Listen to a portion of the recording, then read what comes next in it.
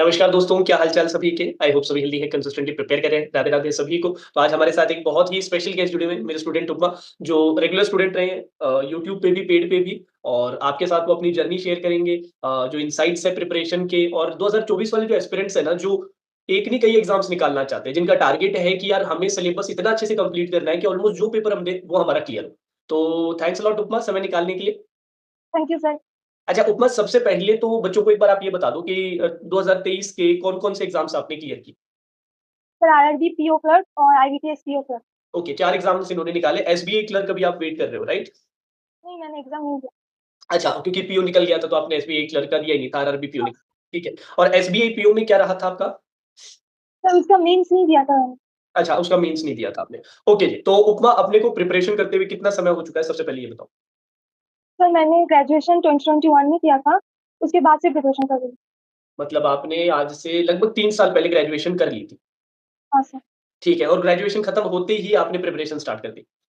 जी sir. अच्छा, graduation कौन से सब्जेक्ट में की थी, क्या स्ट्रीम थी आपकी? तो मेरा केमिस्ट्री ऑनर्स था। केमिस्ट्री ऑनर्स था, ठीक है। तो आपने ये जैसे बैंक का पता कहाँ से चला आपको कि बैंक की तैयारी करनी चाहिए? दोस्तों से पता चला था, सब करते हैं। अच्छा, अच्छा। तो आपने 2021 का रिक्रूटमेंट का दिया था या 2022 का दिया था? 22 से स्टार्ट की थी सर। 22 के आपने सारे एग्ज़ाम्स दिए, तो 22 के सारे एग्ज़ाम्स में क्या रिज़ल्ट रहा था अपना? सर मैंने पहले ईएसआईसी यूडीसी से स्टार्ट किया था, हुँ, उसका प्री क्लियर नहीं हुआ था। अच्छा, फिर आरआरबी आरआरबी दिया था, आरआरबी पीओ क्लर्क, उसका प्री क्लियर हुआ था पर मेंस क्लियर नहीं हुआ था। अच्छा प्री क्लियर हुआ था पर मेंस क्लियर नहीं हुआ था। तो आप आईबीपीएस का जैसे भी प्री क्लियर हुआ था। लास्ट ईयर आपने सारे एग्ज़ाम्स दिए, कुछ में प्री निकल गया, कुछ में प्री नहीं निकला और जिनमें प्री निकला उनमें मेंस नहीं निकला फिर। किसी का हाँ इंटरव्यू सर, दिया था आपने? आरआरबी पीओ का दिया था। आरआरबी पीओ का इंटरव्यू तक आप गए थे, फिर फाइनल कितने मार्क्स से रह गए थे? फाइनल में मेरे 2 मार्क्स कम थे, 2 फाइनल मार्क्स कट ऑफ से। कितना ज़्यादा क्लोज़ है, 2 मार्क्स पास आ गए। तो फिर कैसा लगा था आपने मतलब खुद को गैदर कैसे किया था? क्योंकि खराब तो बहुत लगा होगा कि यार मैं इतना पास आके वो भी पीओ वाले जॉब के रह गई। हाँ सर, पर मेंस का जो रिजल्ट आया था जब, तो मेरी डिफरेंस कम था कट ऑफ और मेरे मार्क्स का, तो मुझे पता था नहीं होगा। अच्छा, अच्छा, इसलिए आपको आइडिया था कि यार इंटरव्यू में हाँ। कितने ही अच्छे आ जाएँगे, इसका मतलब इंटरव्यू में आपके बहुत अच्छे नंबर आए थे।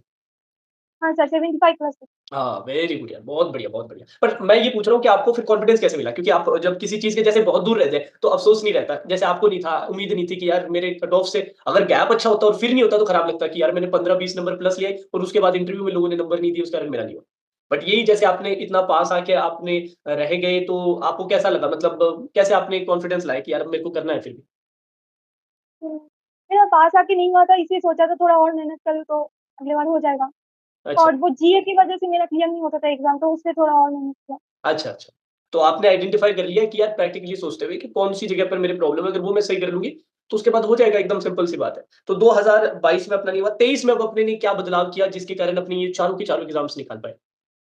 सर मैंने मेंस के मॉक देना स्टार्ट किया था, जो पिछले बार नहीं दिया था। हुँ। और जीए का डेली करती थी मैं, अप्रैल मंथ से मैंने डेली जीए किया। ये अच्छा, फिर दोनों चीजें मैं। ठीक है, ठीक है। और जीए के लिए यार थोड़ा-सा मेरे को ये बताओ, जैसे आप लोगों के भी लास्ट ईयर जो जीएस आए थे, अब कितने मंथ का जीए क्योंकि जीए आजकल डिटेल में करना पड़ता है, इन डेप्थ करना पड़ता है, सिर्फ़ ऊपर-ऊपर से करने से तो काम चलता नहीं। तो कितने मंथ तक का है जो फ़ीज़िबल है बच्चे के लिए करने के लिए? क्योंकि आप भी जानते हो बहुत वास्ट होता है ना, बहुत सारी चीज़ें करनी पड़ती है और ऐसा नहीं कि सिर्फ़ जीए अपने पढ़ रहे हैं, अपने को बाकी सब्जेक्ट्स की भी करनी है तैयारी और उसको फिर रिवाइज़ भी करना है, एंड में जाके उसको रिटेन भी करना है। तो कितने मंथ्स का है जो आपको लगता है प्रैक्टिकल है कि यार हाँ, इतना आप इन डेप्थ कर लो, आपके डिसेंट नंबर आ जाएँगे? तो मुझे लगता है 4 मंथ का किया जा सकता है मेरे हाँ, हिसाब से। बिल्कुल। इन डेप्थ ओके, मुझे ओके। वही वही कर। Okay, okay. और आपने सोर्स क्या यूज़ किया था जीए के लिए? तो मैंने डेली अभिजीत मिश्रा सर की क्लासेस करती थी हुँ। और मेरे पास एफएस क्लाउड का सब्सक्रिप्शन था, उसे प्रैक्टिस की। तो अफेयर्स क्लाउड और अभिजीत सर की क्लासेस आपने फॉलो की थी और हाँ 4 सर। मंथ्स का ये बता रहे हैं कि 4 मंथ्स का प्रैक्टिकल है कि आप कर भी सकते हो और रिवाइज़ करते टाइम भी आप बढ़िया से निकाल सकते हो। ठीक है, ठीक है, ठीक है। तो आपका जो मेन डिफरेंस आपने बताया कि मैंने एक तो जीए पे काम किया और दूसरा मॉक्स मैंने पहले से अच्छा मॉक्स देने से फ़ायदा क्या होता है? जैसे मेंस के मॉक्स देने के फ़ायदे क्या हैं? तो मुझे लगता है एग्जाम टाइम में अच्छे से वो कंपोज़र मेंटेन किया जा सकता है मॉक्स देने से। ठीक, पिछले साल मैंने नहीं दिया था, तो मुझे वो डिफरेंस पता चला था, तो देना चाहिए। ओके। तो उपमा का ऐसा था क्योंकि उपमा ने तैयारी तो काफ़ी अच्छी कर ही ली थी, उसके कांसेप्ट वगैरह सब क्लियर थे, प्रैक्टिस भी डिसेंट अमाउंट कर ली थी तभी 2-3 मेंस के एग्ज़ाम भी दिए, इतने पास भी आए। तो प्रैक्टिस तो कंटिन्यू रखनी पड़ती है। ऐसा नहीं कि एक बार आपने पढ़ लिया, एक बार तैयारी कर ली तो इसका मतलब पूरे साल अगर नहीं उसकी प्रैक्टिस करोगे तो वो उसी लेवल पे रहेगा। वो तो नीचे आता जाएगा। जितनी आप प्रैक्टिस कम करोगे वो नीचे आता है। तो वो प्रैक्टिस तो उन्होंने रखी पर एक चीज़ जो ऐड ऑन की वो ये कि पेपर अटेम्प्टिंग स्किल मैं कैसे अपना इम्प्रूव करूँ। क्योंकि वो बहुत इंपॉर्टेंट फैक्टर है। उसके लिए उन्होंने स्टार्टिंग से ही मेंस के मॉक देना शुरू कर दिया था और वो क्यों ये अफोर्ड कर पाई? क्योंकि उसके कांसेप्ट्स पहले से क्लियर थे। उसने प्रैक्टिस भी डिसेंट अमाउंट पे कर रखी थी, तो उसके ये खतरा नहीं था कि यार मैं मॉक दूँगी तो मेरे बिल्कुल ही नंबर नहीं आएँगे। जैसे एक बच्चा है जिसने प्री पूरा क्लियर कर लिया, अब मेंस उसने स्टार्ट किया, मेंस के कांसेप्ट करना स्टार्ट कर रहा है, वो उसी टाइम अगर मॉक देना साथ में स्टार्ट करेगा, उसके बिल्कुल नंबर नहीं आएँगे। वो डिमोटिवेट हो जाएगा, उसको लगेगा यार मैंने तो पढ़ा फिर भी मुझे कुछ नहीं आता। तो बच्चे ये ना सोचे कि यार दीदी ने या फिर उपमा ने इतने टाइम पे स्टार्ट किया तो हम भी ये कर लेते हैं। उपमा का आपको सिनेरियो समझना पड़ेगा। आपको अपना कांसेप्ट क्लियर करना है, सर्टेन अमाउंट में प्रैक्टिस करनी है, जब आपको लगे ना कि हाँ, अब चीज़ें बनने लग गई हैं, तब आप सेक्शनल मॉक से स्टार्ट करो सबसे पहले कि सेक्शनल मॉक्स दो, जिससे कि आप थोड़ा यूज़्ड हो। क्योंकि आपको भी पता है यार मॉक जब अपने पहली बार देते हैं, एक तो नॉर्मल सीन में बनाना और मॉक में बनाना दोनों डिफरेंट चीज़ें हो जाती है। स्टार्टिंग में तो नंबर आना पॉसिबल नहीं हो सकता ना, तो ऊपर ये प्रोसेस थोड़ा-सा मुझे एक्सप्लेन करो। जैसे मेरे को कई बच्चे बोलते हैं, "सर मॉक देते हैं, हमारे नंबर ही नहीं आते। हमने अभी मॉक देना स्टार्ट किया, हमें नंबर ही नहीं आते।" तो उनको थोड़ा-सा आप गाइड करो। सर मैं सेक्शनल मार्क्स ही देती थी, मैंने फुल मार्क्स नहीं दिया कभी। फुल मार्क भी देती थी तो सिर्फ मैथ और रीजनिंग सेक्शन ही दिया था और बाकी सब सेक्शनल ही देती। सेक्शनल से देते थे और इनिशियली स्कोर्स का क्या रहता है? जैसे कोई बच्चा लेट्स अज्यूम कि अब मॉक देना स्टार्ट कर रहा है। हाँ सर। स्टार्ट ही कर रहा है, पहले कभी नहीं दिया उसने। अब स्टार्ट करने वाला है मेंस की उसने पढ़ाई अच्छी कर ली है, तैयारी वगैरह मतलब कांसेप्ट वगैरह सब क्लियर, प्रैक्टिस भी कर ली है। 1-2 मेरे प्रैक्टिस कोर्स लेट्स सपोज़ उसने निकाल लिया और उसको ऐसा लगने लग गया कि यार क्लास में जो-जो सर करवाते हैं वो सब मैं बना लेता हूँ। तो अब वो मॉक देना स्टार्ट करेगा। तो उसका क्या रूटीन क्या रहना चाहिए कि हफ्ते में कितने देते थे? मैंने हफ्ते में 2, 3, 4 सेक्शनल मार्क्स देते थे। 2, 3, 4 तक भी देते थे। हाँ सर। तो आप पहले-पहले तो कम नंबर आते थे, तो बाद में नंबर इंक्रीज़ हुआ। बाद में धीरे-धीरे करके नंबर इंक्रीज़ हो जाते हैं। तो इनिशियली आप स्टार्टिंग आपने 4-4 मॉक से कर दी थी या पहले आप 2 देते थे, 1 देते थे, फिर आपने बढ़ा दिए, कैसे रखते थे आप? एक दिन रीज़निंग दिया तो उसके दिन क्वांट दिया, अच्छा, ऐसा अच्छा। करती थी। तो अच्छा, सेक्शनल तो ज़्यादा टाइम नहीं लेता था, हाँ, 35 या 40 मिनट्स कर ठीक है, लेता, ठीक कोई है, ठीक प्रॉब्लम नहीं। ठीक है। और टेस्ट सीरीज़ कौन-सी फ़ॉलो की थी आपने? तो मैंने गाइड ली और ऑलिव बोर्ड। गाइडी और हॉलीवुड ये दोनों आपने फ़ॉलो की थी। बहुत बढ़िया, बहुत हुँ, बढ़िया। अच्छा मेंस की तैयारी कर रहे हैं, जैसे बच्चे पूछते हैं सर मेंस की हम तैयारी कर रहे हैं, बट साथ में हमारी प्री की अब स्पीड हम देखते हैं तो प्री की स्पीड कम हो गई है। तो बच्चे हुँ। इस इश्यू को कैसे रिज़ॉल्व करें? जैसे अभी के कॉन्टेक्स्ट में अपने बात करें, अभी अपने चल रहा है अप्रैल चल रहा है। आज आई थिंक 7 अप्रैल है। बच्चों का पेपर है मई, जून, जुलाई, अगस्त में जाके आई थिंक पेपर है। अगस्त में आरआरबी पीओ प्री का पेपर है। तो अपने पास अभी बचा है अप्रैल पूरा मई, जून, जुलाई मतलब ऑलमोस्ट आपके पास 4 मंथ्स पड़े हैं। अगस्त में जाके हाँ सर। 4 मंथ्स पड़े हैं। क्या बच्चे को अभी परेशान होना चाहिए मेंस की पढ़ाई करते टाइम कि प्री में मेरी थोड़ी स्पीड कम हो गई है? या आप उसे एडवाइस करोगे कुछ और कि यार स्पीड तो आप बाद में भी जब थोड़ा एग्ज़ाम स्पेसिफिक हो जाओगे तब आप प्री पढ़ोगे, अपनी स्पीड थोड़ी कम को ज़्यादा कर ही लोगे। आप थोड़ा सजेस्ट कीजिए जो बच्चे परेशान होते हैं कि मेंस प्री साथ में कैसे लेके चलें? सर मैंने पिछले साल भी अप्रैल से ही स्टार्ट किया था। अप्रैल, मई, जून ये 3 महीने सिर्फ मेंस ही किया और जुलाई मैंने पूरा प्री का मॉक दिया था। मेंस देना बंद कर दिया और साथ में करंट अफेयर्स करती थी। तो पूरा जुलाई अगर प्री का ही मॉक देते जाओ तो स्पीड आ ही जाता है। इसमें कुछ प्रॉब्लम नहीं है। तो बाद में भी स्पीड अपने कवर अप कर सकते हैं, ऐसी कोई बात नहीं। अच्छा कितने घंटे पढ़ना चाहिए आप ये बताइए? कि बच्चे काफ़ी पूछते हैं कि सर मैं कितने घंटे पढूँ? सर मैंने कभी काउंट नहीं किया। फिर भी मतलब रफ एस्टीमेट जैसे सब्जेक्ट का पूछते जितना हैं, बच्चों का डाउट ये आता है कि सर मैं रीज़निंग को कितने टाइम दूँ, मैं इंग्लिश को कितना टाइम दूँ, मैं क्वांट्स को कितना टाइम दूँ, मैं जियो को कितना टाइम दूँ, इस तरीके से। सर मैं जिस दिन रीज़निंग करती थी तो रीज़निंग ही करती थी और जीए करती थी। 2 चीज़ एक साथ तो नहीं होता था। अगले दिन क्वांट किया तो क्वांट ही किया। मैं ऐसे करती अच्छा, तो उपमा की स्ट्रैटेजी थोड़ी अलग थी।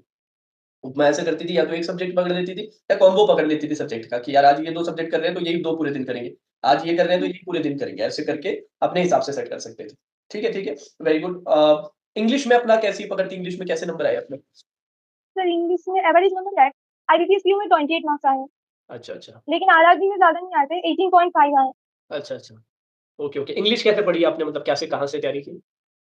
तो मैंने 1 साल एडिटोरियल किया था द हिंदू न्यूज़पेपर से। अच्छा, तो वो मैंने बाद में छोड़ दिया था। एग्ज़ाम के पहले मैंने सिर्फ मॉक टेस्ट से जितना होता था इंग्लिश, उससे बाहर कुछ नहीं किया। अच्छा उससे बाहर कुछ नहीं किया। तो ये हिंदू एडिटोरियल से फिर आपको फ़ायदा दिखा अपने सोर्स में? हाँ सर। हाँ सर, फ़ायदा तो होता है। वो वोकैब में थोड़ा अच्छा रहता है। अच्छा वोकैब में अच्छा रहता है। और रीडिंग वगैरह के लिए भी आप एडिटोरियल ही पढ़ते थे या कुछ और भी करते थे? रीडिंग के लिए मैंने वो एक गाइडली का बंडल पीडीएफ कोर्स लिया था, उससे वो रीडिंग करती थी पहले और एग्ज़ाम के टाइम पे सिर्फ मॉक टेस्ट ही देती थी। अच्छा एग्ज़ाम के टाइम सिर्फ़ मॉक से आपने ली थी। और कोई टीचर को फ़ॉलो किया था?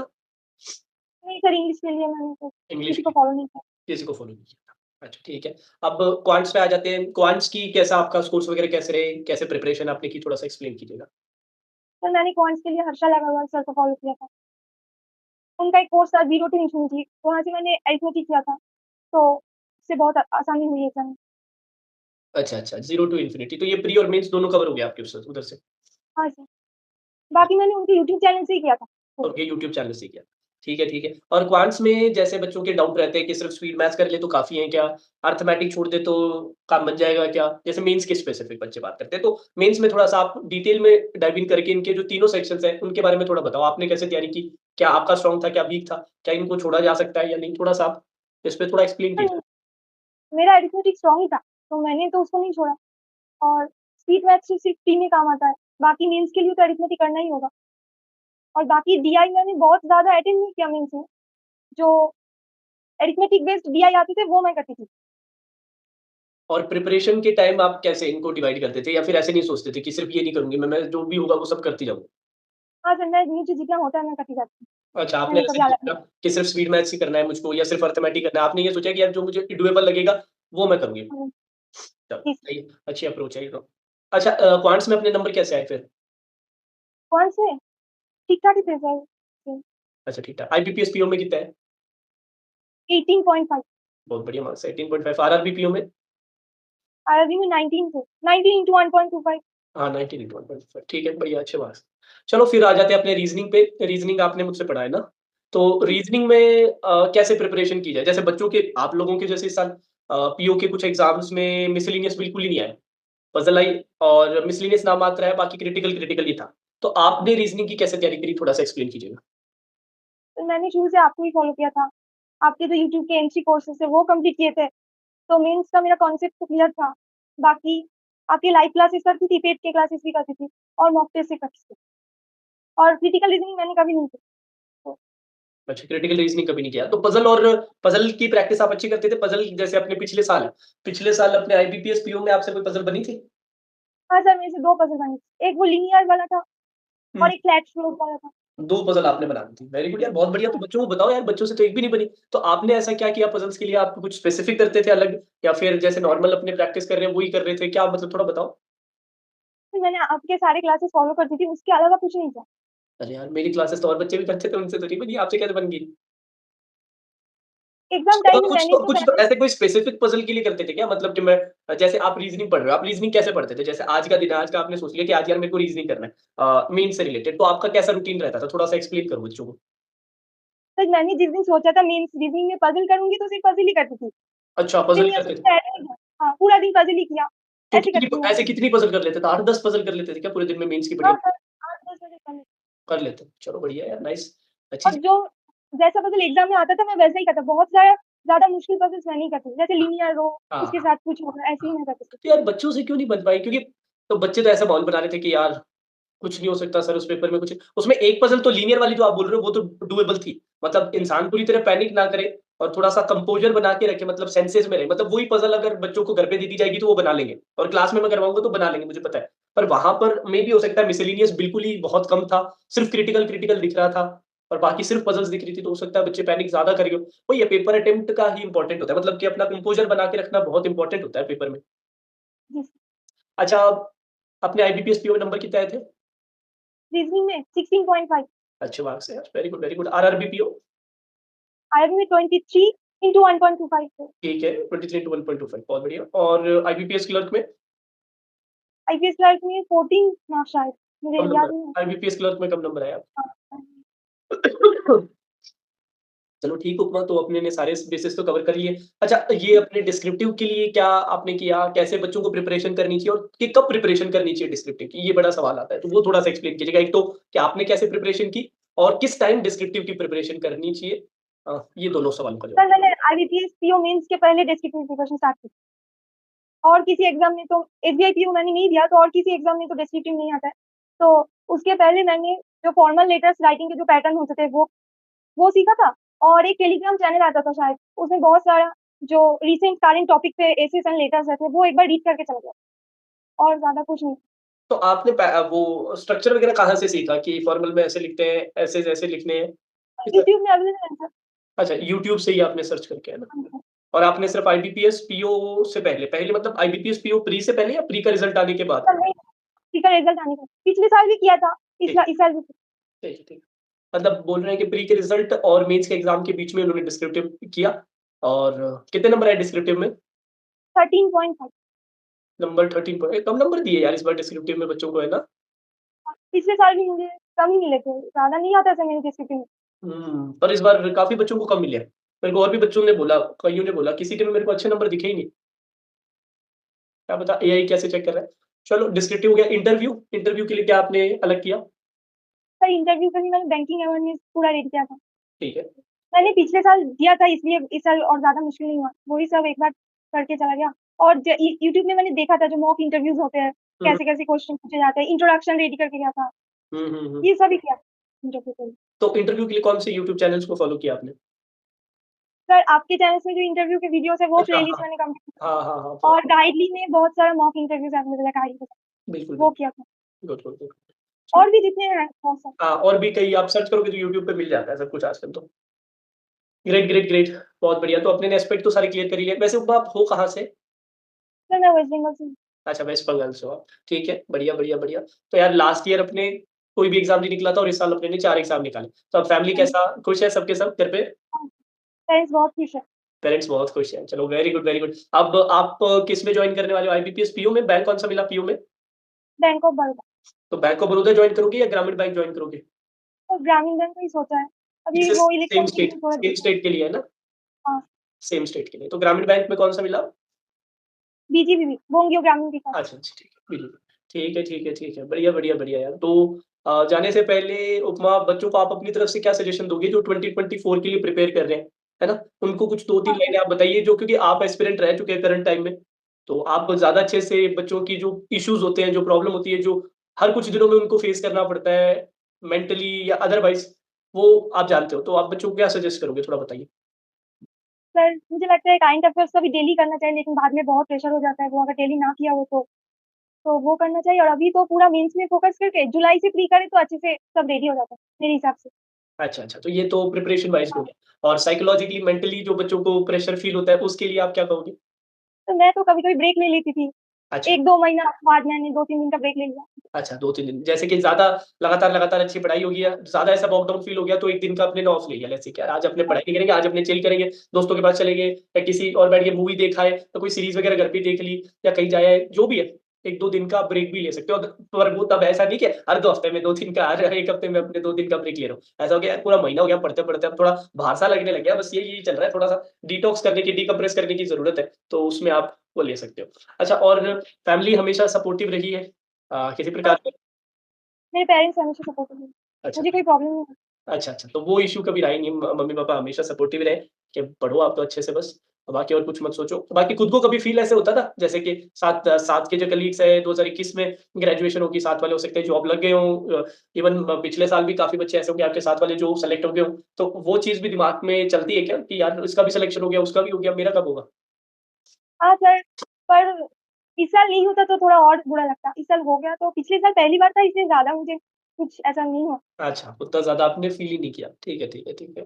Great, great, great. अच्छा, एक चीज़ और आती है, बच्चे कई बार बोलते हैं कि सर रूटीन फ़ॉलो करना हमारे लिए मुश्किल हो जाता है कि जैसे हमने कॉपी में पूरा अपना प्लान बनाया अच्छे से, साफ-साफ सुंदर राइटिंग में लिखा, पूरे जोश के साथ लिखा कि अब मैं ये करूँगा, ये करूँगा, ये करूँगा। मैं 2 दिन करता हूँ, मैं 3 दिन करता हूँ, चौथे दिन से मेरा उसमें मन ही नहीं लगता। मतलब मेरा मोटिवेशन एकदम खत्म हो जाता है, जो था कुछ भी उसका आगे कंटिन्यू करने में मन नहीं लगता है। तो उसके लिए आपको ये इश्यू होता था?